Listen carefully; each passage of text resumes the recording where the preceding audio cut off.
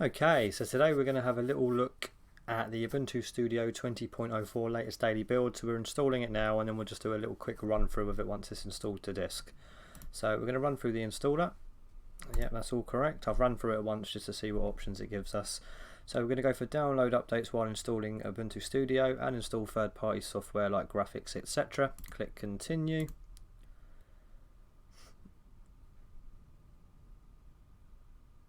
Takes a little while to get to this step. Right, Ubuntu Studio installation options. So you can deselect or select whatever you want here, but we're going to keep it all selected. So that's the graphics package, desktop core package, audio plugins, video package, etc. So we're going to go for everything. So let's click continue. So the next step might take a little bit of a while because I've got loads of disks in this computer, so it's just detecting them now. If you've only got one disk or something, this will be quite quick. Okay, your computer currently has multiple operating systems on it. So what we're going to do is go to something else and then click continue. Right, what I'm going to do here is do it onto this SDC one. So I've already formatted this drive specifically for this. So where it says, oh no, it's not been formatted yet. Where is dev SDC? Here we go. So what we're going to do is this has got another focal foci ISO on it that I've been looking at, but we're going to delete this one and go straight for it. So we're going to do the little minus. We're going to leave that EFI partition there though. We're going to use that for our EFI. So yeah, that's all good. Click OK. Click continue. And then we're going to chuck the rest of it all on root. We're just going to have one partition. And then we're going to go onto this one here and go for there, put a little dash there, a little slash. Is that all looking good? Type a new partition, blah blah blah blah blah. Yep, click OK. And then we're just going to go and click continue. I want to make sure it's on SDC though for the bootloader there. I don't want it to interrupt with my other bootloaders. Yep, so that's on dev SDC, so we're just going to go install now. And then we're going to click continue. So it's going to format the root partition, but it's not formatting the EFI partition for our boot. We're going to click continue there. Now we're going to do our user accounts, computer name PC, as this is going on the PC. And then we're going to type in our password. And we're going to log in automatically just to make things easier. And then we're going to click continue. Right, so that's going to go ahead and install all of that onto the disk with the options that we've just selected, and then when we boot, we'll be booting off disk. So I'm going to stop the video there and then we'll be back in just a moment. Right, we are all installed. That didn't take too long at all actually, especially when you consider how many packages it installs. We have got, oh, it's gone onto a different display, I can't get to it. Come on baby. What can we do to get this to somewhere that we can actually see it? Full screen, can that help? No. Oh dear. Alright, I'll tell you what we're going to do. We're going to update it in the terminal. And then we're just going to close that for now. Alright, let's just update it very quickly.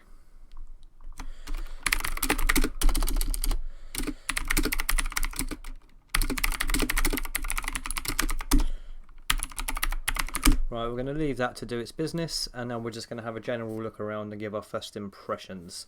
So, it's an XFCE desktop environment. You've got a panel at the top, and it's got your Windows buttons here. So what we're going to do is very quickly just go into the About section and see what version of XFCE we've got. So we're rocking version 4.14. And everything is looking all good. So file manager is Funa, as you would expect. Session manager XFCE session. Volume manager Funa Volman. Automatic management for removable drives. Okay. So that's volumes as in disks. Right. So first things first, we're going to go through what it's got installed. We're going to make this a bit bigger so you can see what I'm doing. So as you can see here, it's got things like audio production, graphic design, video production. So this is really for sort of a content creator or just someone who creates content, basically. You've got Ubuntu Studio controls there as well. I've not actually used that. So we're going to go through everything one by one. So let's go into audio production here. And then you have more categories for effects. This is really cool actually. Instruments, MIDI utilities, and mixer and card control. That's very cool. And then each one has a load of stuff there for you. And now in the sort of main part of it, you have Ardor 5, Audacity, Brasero, DG Edit, Fluid Synth, DSSI, Hydrogen, Kid Free QT, LMMS, Music Score. So a lot of sort of digital audio workstation stuff and things like that to get you to produce some audio. Very nice indeed. And then in graphics, let's just collapse these ones as well, or expand, whatever you want to call it. So you've got 3D LUT Maker, Curve Viewer, Display, Cal, Document Scanner, ICC Profile Info, Image Magic, Profile Loader, Scripting Client, Synthetic ICC, Test Chart Editor, and VRML to X3D. And then in photography you have Darktable, Entangle, nice bit of rhyming there, Rapid Photo Download, Raw Therapy, and Restrito Image Viewer. It also comes installed with Blender out of the box, ebook viewer, font forge, font manager, font viewer, GIMP. Let's see what version of GIMP that is. It's probably 2.10. brilliant, that's all good. Let's keep going. So that was GIMP, GPic, Inkscape, nice, Krita, very nice, LibreOffice Draw, LRF Viewer, PicoPixel, Scribus, and Synfig Studio, which is like a little animation thing. I think I've not really spent any time with Synfig Studio, but very nice. So that is all well and good. Let's close that and keep going. So that was in graphic design. So video production now. Blender again appears here. Devid NG, NV24 Control, Kdenlive, very nice. Let's see what version of Kdenlive it comes with. And let's keep moving. Also has OBS Studio out of the box, OpenShot Video Editor, PitV, another video editor, Slowmo UI, I'm not too sure what that is, Sublime Editor, Voco Screen, which is a screen recorder, XF Burn, and XGado. Okay, right, let's see what version of Kdenlive we are using. 9.12.3, which I do believe is the most recent version, so that's very nice to see as well. Let's keep going. So that was video production now. So in accessories, just sort of random sort of desktop-y stuff that you generally use on a day-to-day basis.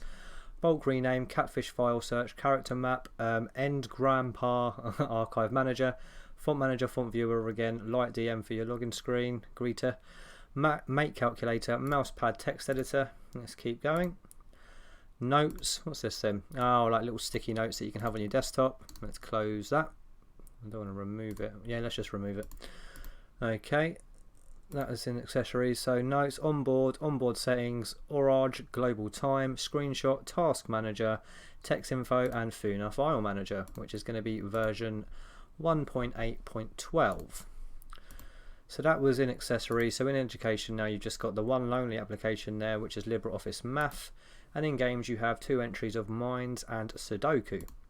In internet now, it's even got the KDE Connect stuff in XFCE, that's quite cool. Firefox is your default web browser, Pigeon Internet Messenger, which is a multi-protocol chat program, Thunderbird is your default email client, and then transmission for your torrents. And then a media playback, you've got Parole Media Player and VLC Media Player, so I'd probably remove one of those and only use the one, and it would probably be Parole that I would move. So in Office now you have the full LibreOffice suite, Orage Global Time again, PDF Arranger, a Trill Document Viewer, Calibre, Dictionary, and ebook editor. And then in your settings now, let's open up the Settings Manager because we're going to have a look at that in a moment. Let's go back down to settings. So all of your settings here, display, we've already opened a display settings to get a mirror going of this. Ubuntu Studio Controls, so what's this then? So real-time permissions enabled, system tweaks, CPU governor on demand, Intel boost off, logging level, and then audio setup as well. This is pretty cool. So you can start or restart jack, stop jack, apply audio settings, open QAS mixer, open pulse control, and open Kala, and then you can apply audio settings. Very nice. Okay, so what we're going to do is go into the appearance part of this program now and see what sort of themes it comes installed with. So Greybird is like the new, they've got a new dark theme, which is what I've wanted to look at. I haven't actually looked at the Greybird dark theme at all yet. That is nice. I like that a lot. Right, we're going to keep Greybird dark. So in the icons, it's the Ubuntu Studio icons by default. And it comes with quite a lot of icons as well. So you've got the elementary XFCE icons, you've got Papyrus, you've got GNOME, you've got loads of stuff here. I like it. I like it indeed. Right, we're going to go for, let's just jump into Papyrus Dark, see how that looks. Okay, so now what we want to do is go into Windows Manager Tweaks. Nope, wrong one. Is it Windows Manager? and then we want to change this to Greybird Dark as well, so this all looks normal. So let's go to Greybird Dark. There we go. I quite like this Greybird Dark theme. I think it's pretty tasty. Right, we're going to leave it like that. Do we have HTOP installed? That's a mouse pad, that is not a terminal. Right, I'm going to install HTOP.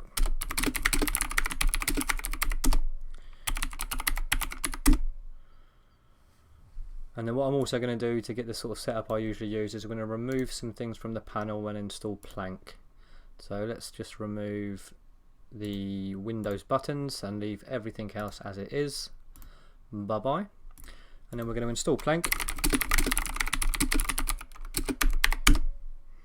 Let that do its business. And then we're going to open Plank. It hasn't got the super key for there, so what we're going to do is go into keyboard shortcuts, or is it this one here? Here we go.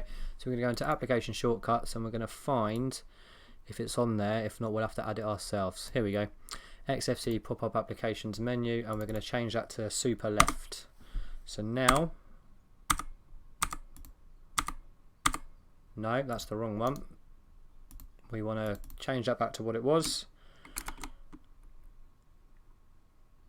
Yeah, whatever. And then we're going to go to, it must be pop up this one here, and then we're going to go super left, and hopefully there we go. So that's now assigned to there, so every time we press super left, or Windows key as you might know it, it will open up your menu here. So we're going to make this a bit smaller now. Oh, we didn't look at this bit either. So in the Ubuntu Studio information, you've got some sort of entries for Ubuntu Studio website, Ubuntu Studio mailing list, the Ubuntu Studio IRC, help, text info, contribute to Ubuntu Studio, ask Ubuntu, and then also the about XFCE. I do like this wallpaper, you know.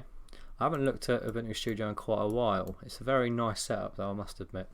Right, now what we're going to do is open up Plank. And we're going to just, I'll probably install some themes in a moment, but for now we're just going to leave it on transparent. And then what we're going to do is make it a whole lot smaller, about 32. That's all good. And then we're going to remove some of these double entries and some things that we don't really want in here. Don't want my mail reader there, don't want that there. I'll keep that, I'll keep that. And we'll get rid of the Telnet service and just keep the XFCE terminal there. So we'll go keep in dock and we'll get rid of that. Right, that's kind of the setup that I need for this, so I'm pretty happy with that. What I'm going to do is I don't want it to show all of my removable drives on a desktop, so what we're going to do is go into desktop settings, I'm going to imagine. Hop open to icons now, and then in your default icons, let me just expand, I'll tell you what, we're going to keep home, we're going to remove file system, we'll keep wastebasket, we are going to remove all of the removable drives. There we go, perfect. And then we're going to chuck that one first, and then wastebasket just underneath. Sorted. Okay, nice clean desktop, I'm liking that. Right, so let's sort of see what programs we have got installed. So we had a look at Kdenlive. We're trying to see what version of OpenShot we've got as well. There it is. Because I do believe the newest version of OpenShot can sort of open up like some Adobe files or something. So let's go to about OpenShot. Version 2.4.3. Is that the most recent version? Let's open up Firefox now. So I'm going to assume this is going to be version 73 or 74 for Firefox. So let's go to help and about. And we are rocking version 74. Very nice indeed. Now what we want to do is jump open to the OpenShot website and just see what is the latest version of OpenShot and see if that is indeed what we have. No, so it's version 2.5.1 out now, so I might also grab the app image of that and then just sort of have two instances of it. So let's grab the app image as well. Let's save that file. That will download that to your downloads folder. So what we're going to do is open up a terminal, jump into our downloads folder, do an ls, and we're going to go chmod x, and then we're just going to go, because it's the only thing in here, I would do a star, but I'm going to go the star, and then that will make that executable. As you can see now, it's now got a green colour. And I do know that OpenShot bundles with it sort of the add to applications menu. So what we're going to do now is make a new folder here called applications. And then we're going to go to those downloads, cut and paste that into applications, and now we have the newest version of OpenShot as well as the other version it comes with. Double clicking that. So should a desktop file, so that will create the desktop file for you, which means it will be sort of searchable when it will appear in your applications menu, your whisker menu. So we're going to go yes. And it should open any moment. There we go. Hi tutorial. So there we go. We've got the latest version of OpenShot as well as the version that is in the repos. So that's pretty damn good. So I'm actually going to probably keep this on a partition because it's kind of set up perfectly to create these videos with. The last thing I want to check the version of is OBS. So let's close a lot of this. And let's see what RAM we're getting at the moment. So RAM wise, 870 meg. That's not too bad at all. Let's open up OBS using our super key and then just type in OBS. Nope. Okay, so this is using OBS version 24.0. That's pretty damn good as well. So let's go into settings here and just set this up ready for later. We're going to go like that. Output, MP4 I always record in, chuck it into video. Done. So that's all I need to do for my OBS. Well, do I need to set anything else up? I might grab Albert. I don't know if there is a version of 20.04 available for Albert yet. Let's do a quick web search. Let's open up Firefox once more. And then we're going to go for Albert 20.04 Ubuntu. I don't know if there is one available. Let's see. No, we're not going to worry about that too much actually. I might install Albert later. What we are going to do though is see if there's a software store. Here we go. So you have your software store here where you can install your applications using a GUI. And as this is Ubuntu, I'm pretty damn sure we're going to have Snap out of the box. We don't have any Snap packages installed, but we're going to assume we do have snaps though. So no snaps are installed. So if I was to go snapd, there we go. We're not going to remove it though, but we do also have Snap installed out of the box, and it has the software store plugin, so you'll be able to search for your snaps in the store as you'd expect from an Ubuntu distribution. So yeah, let's see if there's any updates. No, so because we've done the update in the terminal, that has sorted all of that out for us. So this is a very nice setup actually. I really do like this. What we're going to do now is do a reboot, get a RAM reading, but that's kind of my setup installation of it kind of done. So let's do a reboot now. Right, we're just starting up now. I've just selected it in the grub menu, so we'll see how quickly it can boot up as well. Very quick. I'm already on my screen. It might not appear there just for a second. There we go. Yep, startup time is incredibly fast. This is on an this is on an SSD, a SATA SSD, this one. Right, let's get a RAM reading very quickly. HTOP 625 megabytes, very nice indeed when you consider everything that's installed. This swap partition wasn't created in our installation. That's on a different distribution that I have because I like to hibernate and stuff, and because I've got 32 gig RAM I have a rather large swap partition. Right, before I finish up I'm just going to install a couple of packages that I'm going to use. So we're just going to grab Telegram Desktop, and it's kind of got everything else that I would tend to use out of the box. So I won't game on this, so I don't need to install Steam or anything like that. I will want to grab Discord though, so what we're going to very quickly do is go into Firefox and download the deb package for Discord, and then we're going to wrap it all up there. So Discord, and then let's just go to downloads, download now. It's got the software, so we can install it with the software center, so we're not going to have to do any DPKG command. So we're just going to go OK and see how that opens that up in the software store for us.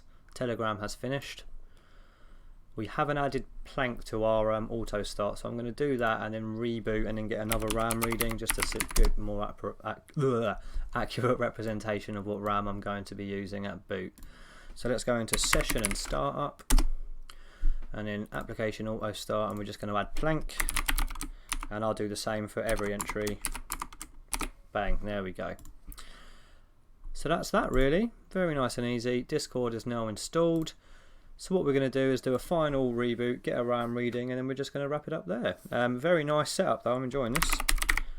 Reboot. Okay, there we go, and we're there. Let's grab HTOP now. So we're using about the same, roughly 697, so it's jumped up a little bit. But now it's jumped back down, so yeah, RAM is totally fine, CPU is anywhere between 1 and single digits. Brilliant. So my sort of first impressions of this are great really. It's got a nice up-to-date version of XFCE. It's got a very good choice of programs to come installed with out of the box. Brilliant. Nice and clean. I might actually have to recommend this to people. I think this is probably not as good as the Ubuntu Studio one, but it's definitely up there with some of the best Ubuntu flavours at the moment, for someone like me anyway. I would probably go with this one over Ubuntu because I don't need to be as sort of slimmed down as Ubuntu for this sort of, because this is my main workstation. So all of these programs are quite welcome additions. I don't really do a lot of audio production though, so I might uninstall a few things like LMMS, and I'll keep Audacity because I'll use that for sort of overdubbing certain things. But yeah, no, really cool. I'll leave a link in the description. Thank you for watching. If you've enjoyed this video, please subscribe and I'll see you on the next one. Bye bye.